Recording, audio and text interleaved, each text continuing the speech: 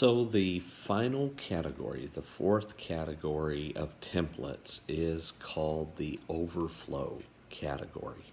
And overflow, you might think of the image of abundance. You might think of a force that moves out from itself, like a wave that begins to cascade and grow. Or you might think about a beautiful harvest that is so plentiful that you know it's going to be more than enough for everyone. Or you may think of an artist to create something and then it opens his hand or her hand to let it free. Maybe you think of someone who nurtures something like a bird back to health, but then opens one's hands to allow it to go free. The first template within the overflow category is cultural replication. And churches that focus on cultural replication are churches that have developed so successful a model that for church life and practice that they seek to replicate that model in other congregations. So you might think of a DNA strand. You may think of a fractal or a pattern that's being used as a template over and over again. The biblical idea or the biblical model or biblical imagery is Paul as he instructs Timothy and Titus, his young proteges. He tells them that which was handed on to him, he is now handing on to them, that they can hand it on to others, that it can be faithfully transmitted. Calvary Chapel is a church that has planted over 1,600 churches across the world. And anywhere you go into a Calvary Chapel church, you're going to experience pretty much the same overall experience anywhere in the world because they carefully select leaders, they very carefully train leaders, they very carefully establish practices and ways of worshiping so that the daughter churches carry the DNA of the parent church. Life Church by Mike Groeschel does the same thing. They have replicated churches all across the U.S. A smaller example of this is my friend Brad Henson.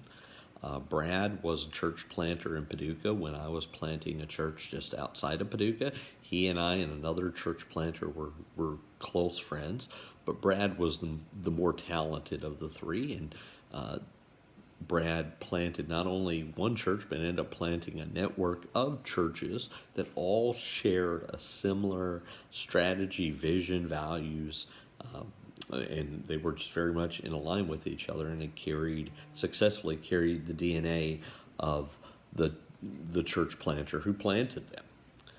The second template within this overflow category is leadership multiplication. Churches that focus on leadership multiplication are churches that are basically dedicated to training Christian leaders. And they're dedicated to training these Christian leaders to go and do whatever God sends these leaders to do. They're very committed to training leaders that they know they won't get to keep. But they disciple them, they train them, and then they release them to go out to the world and do whatever it is God has chosen for them to do. I'll give you couple of examples, but here you might think of the image of boot camp or multiplication. The model from the Bible, the imagery from the Bible would be Exodus chapter 18, where Moses becomes aware that he cannot be the singular leader for the entire nation of Israel, and so he begins to appoint leaders over 10 families, over 100 families, over 1,000 families.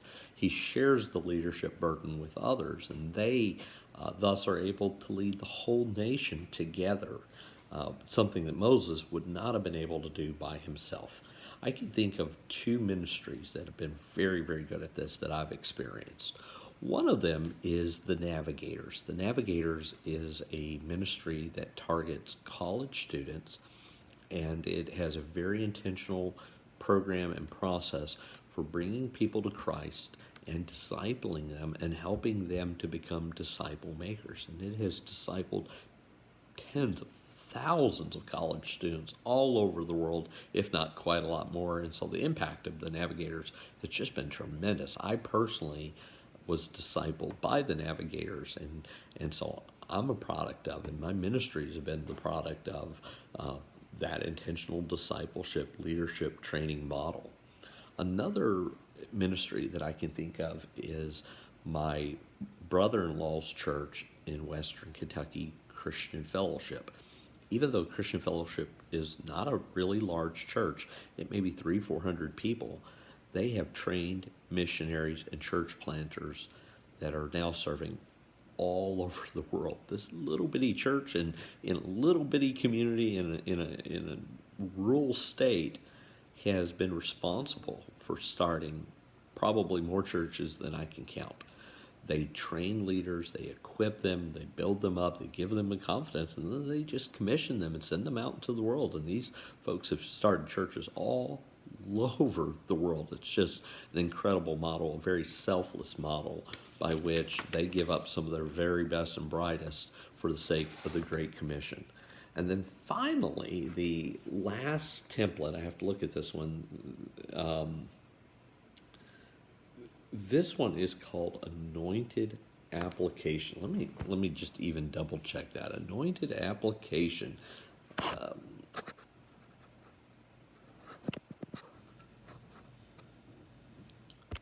Anointed Amplification. Okay, all right. These are not professionally produced videos, as you know. Anointed. Let me look at it again. Anointed Amplification. See how well I know this one? Here's why I don't know this one really well. I have not had much experience with this one. Anointed Amplification.